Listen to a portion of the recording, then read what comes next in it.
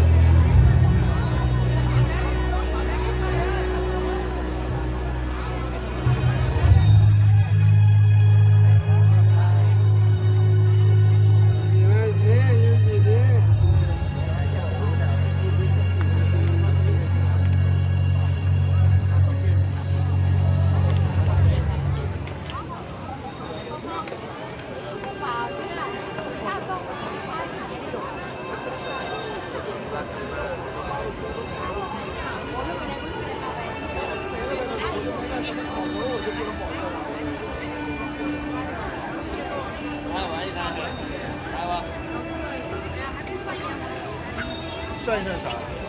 算一算零售业务投入成本。这个领导给我也没客气，我说你要这么讲话，那咱就好好算一算。别了，这个好像是新增的，这是跟国内那个一样的，我估计又是请了国内的团队过来。挺好看的哈。还行。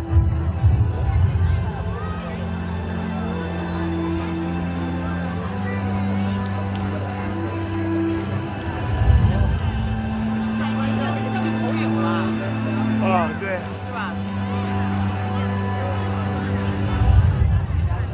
可以。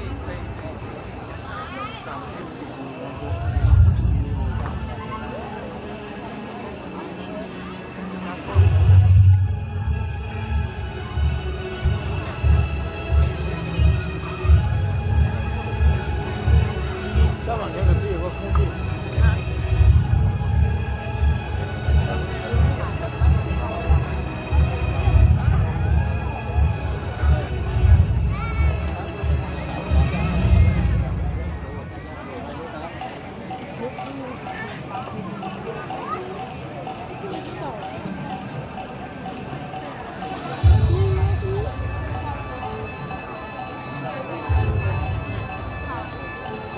พาไปยืดทางหน้าไหมไปยืดเดี๋ยวปิ้นหน้ามาทางนี้ไหมจะเห็นเจ้าเลยไปยืดแจนั่นย่างมาเลย